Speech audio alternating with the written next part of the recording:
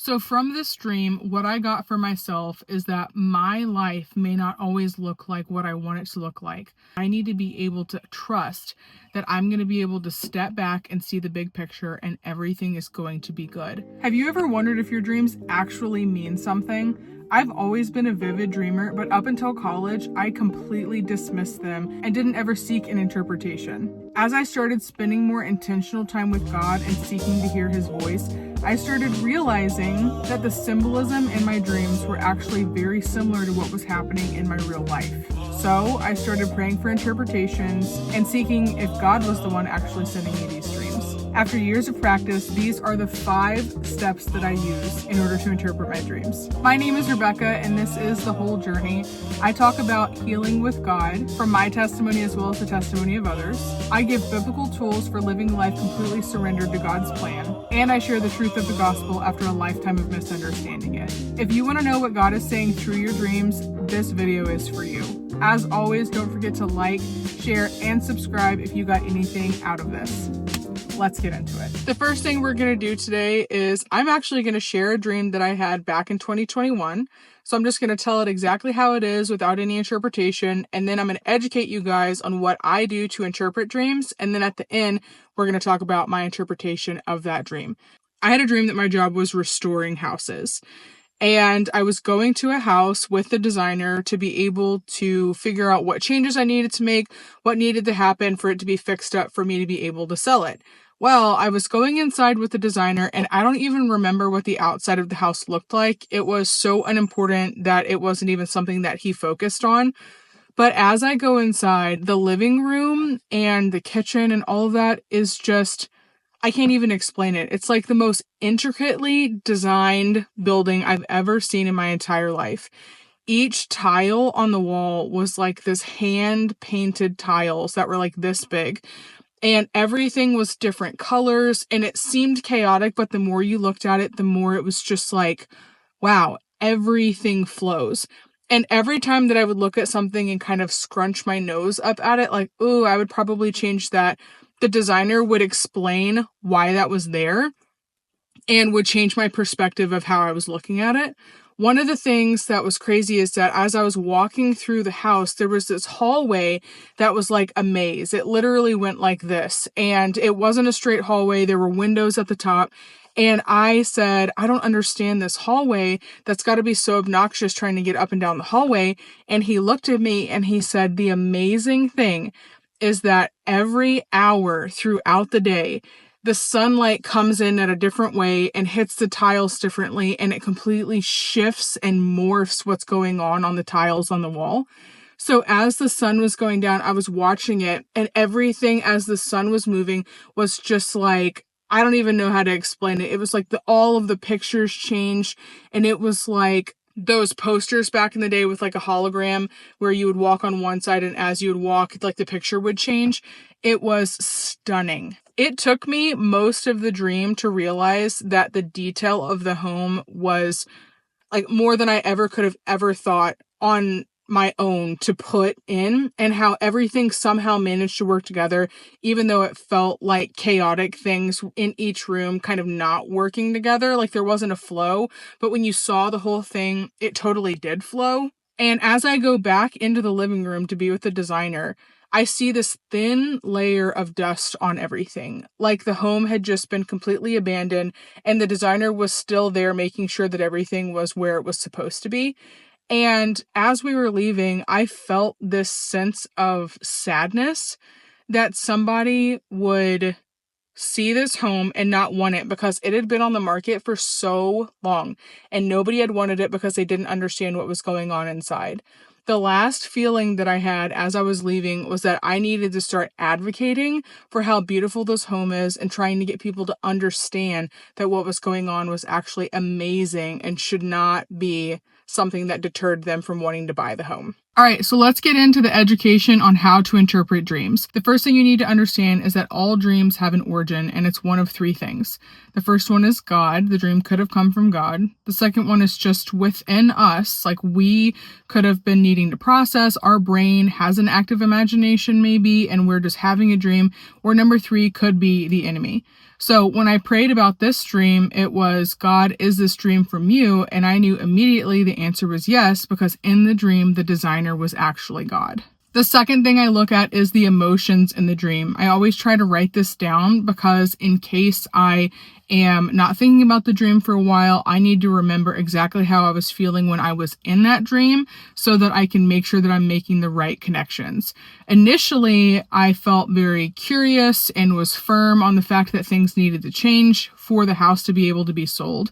But as the dream went on and as I was spending time with the architect, I actually felt grief or sadness that this home was not seen as valuable, and then a determination that other people needed to be able to understand what was going on to be able to see the worth of the home. The third thing I look at is key people in the dream. A person can have a different understanding or a different relationship with people in their dream. For example, when my mom shows up in dreams, a lot of the times it's God speaking through somebody that I trust.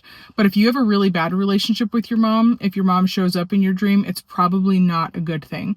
So you have to understand who that person is, the role they play in your life, also your relationship with them.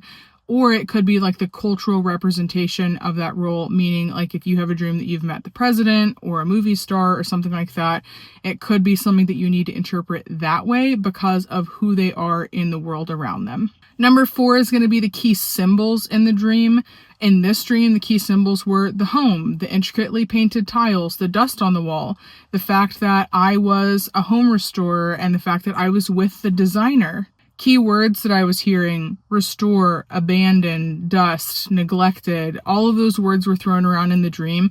And as I was hearing them, it's like my brain was highlighting that those words were important. And number 5, I always ask God at the end, what do you want me to do with this dream and when? As I was praying for a fresh interpretation of this dream this morning, I'm going to read you what I wrote on what I thought was the key idea in the dream that I needed to look at. Even though this dream is 4 years old, it's still something that I can glean off of because it was from God, and a lot of what that dream was about has actually come to pass in my life. My job, my calling, was restoring houses so that they could be sold. But when I went in with the designer, everything that I thought was wrong or needed to be changed was actually amazing. By the time I was done with the tour, I was heartbroken that no one saw how much value was in everything inside the home, and I could not believe that somebody would abandon it. At the end of the dream, I remember wanting to advocate for the beauty of the home, explaining to others the amazing worth and value of a home like this, even if it was unconventional. So let's take a couple of key words and look at the definitions of them, and also I'll show you guys my dream interpretation dictionary so that you can see exactly what tools I use to be able to interpret dreams. So the first word that I kept hearing, even when I was asking God for the key ideas from the dream, was the word restore. So what I will do is I will go into Google and I will type in the word that I'm looking for. So it'll just be the word restore. And there's always multiple definitions. And as I'm reading the definitions, I will ask God, highlight to me the one that you think is the most important definition of this word, because I want to know what your definition of it is and not just Google's definition. So the one that stood out to me for the definition of restore was to return someone or something to a former condition, place, or position. The second word that I wanted to get an actual definition of was abandon. 2 of the definitions actually stood out to me. The first one was to condemn someone or something to a specific fate by ceasing to take an interest in it, or to give up completely a course of action, practice, or way of thinking. So in this dream, somebody had abandoned it, neglected it, and just completely not seen value in continuing to live in that home anymore. They felt like it was worthless and nobody else wanted the home either. Somebody had given up on this home completely. So whatever the home symbolized, the person that owned the home couldn't see the value in it, but also everyone else that was in the market for buying a house did not see the value in it either. The word house is not going to do a whole lot for me, so I'm going to have to look up the symbolism of house, and the resource that I use is Dr. Barbie Breathitt's A to Z Dream Symbology Dictionary. She's a Christian, and all of these definitions are based on biblical understandings. They have verses, and they're all symbolism that people use to interpret dreams and visions, prophetic words, things like that. We need to see dreams as like a parable. So Jesus would tell stories in parables because he wanted people to go in, seek God for the interpretation, and not just to understand it at face value. When God gives us a dream, it's not just, this is what's going to happen when. It's, okay, here's a picture that I've given you. Come and seek me for the interpretation. Understand my character. Understand your response to it, how you're responding to it now, but how I want you to respond to it in the future. So in my dream or parable, two things were really important to me. The first one was house, like what does a home actually mean? And the second one was dust. I wanted to know if either of those words had a deep symbolism that would be able to help me interpret the dream. In the dream symbology book, house means oneself, like me. If I was having the dream, it would mean me. But because I was the one that was restoring homes and I wasn't the owner of the home, I knew that the house represented somebody else who the house was originally owned by. The second definition, dust, did not actually mean anything in the dream symbology book. It just meant to neglect or lack of use. Another word that I didn't even think to look up in this book was the word architect, because I kept using the word designer, but a synonym for designer could be architect. So I'm just going to read the exact definition from this book and kind of tell you guys which one I think is the most important of all of that. So if you look up the word architect, it's Jesus, creative plans for building or enlarging or expanding designs for successful relationships in life or business. Count the cost before you start any project, lay aside the money, resources, time to ensure success. Plans and strategies must be laid, build on the rock, Jesus, who's the firm foundation. So just like Google, this is going to give you a bunch of different ways that this word could mean something. What I'm seeing right now is that the architect in the dream was either God or Jesus, and he was the one that was in charge of creatively executing the building of this home. So again, Google and things like this are only the beginning of being able to interpret something. I'm going to tell you guys what my interpretation of this dream is. If somebody else had this dream, it would probably be interpreted differently because their life, their experiences, all of that kind of stuff are completely different than mine. So the first thing I needed to know, and God wanted to show me from this dream, was that I needed to experience that God is intentional with everything that happens in our lives, even if we don't understand it at the moment. So a home being a person is important. Because again, from the dream, the outside of the home, I didn't even pay attention to. I had no focus on. The designer was not worried about it. The only thing we were focusing on was the intricate details on the inside of the home. That was where the value is. So I believe that in this dream, a home meant another person, and the things on the inside were like the inside of them, right? So I went in and I saw this person's life experiences and everything that happened in their life and the ways that they were shaped and changed and the way that they had neglected it or abandoned it and not seen value in it.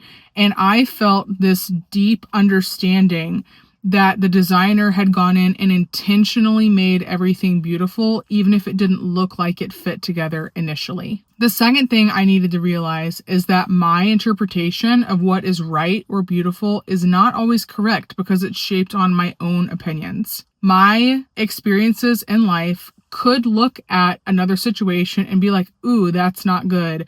Or no, I wouldn't want that. Or the way that that turned out is not good. But it's not my life.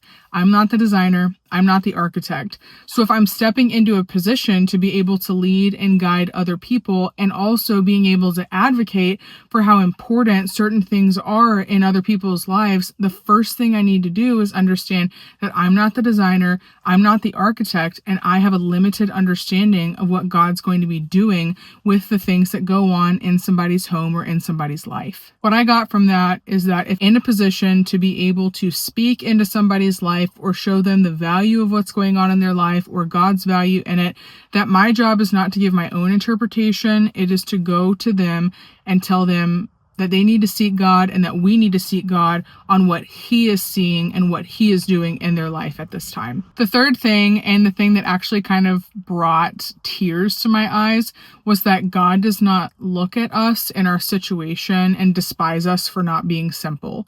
He doesn't look at complex things and difficult situations and look at them and wish that we were different, or that He didn't have to try to make that beautiful, or that it was too hard for Him to be able to make something good out of it. He's an architect. He's a designer. His whole purpose and goal is to be able to take things that have happened in our life and work them for our good. We are a Romans 8:28 people. God is going to take whatever happens to us and form it and work it out for the good of us and the good of the kingdom, even if we don't see it initially. These tiles on the wall, each of them was like a hand-painted flower or a picture or whatever. And as I looked at it, I was just dumbfounded that somebody had taken the time to paint each of those individually, and the themes, like none of them were the same. But when I stepped back, I saw that all of them flowed together in this giant picture. And that's what happens in our lives. We can get so focused in on the minute details of things that we miss the big picture. Well, God, the designer and the architect, is the one that is creating the big picture. We have to be able to trust that God, as the designer of our lives and the architect of our lives, is going to take our broken pieces, our blank tiles, our maze hallways, whatever it is, and He's going to turn it into something that is transformative and beautiful and perfect in the big picture.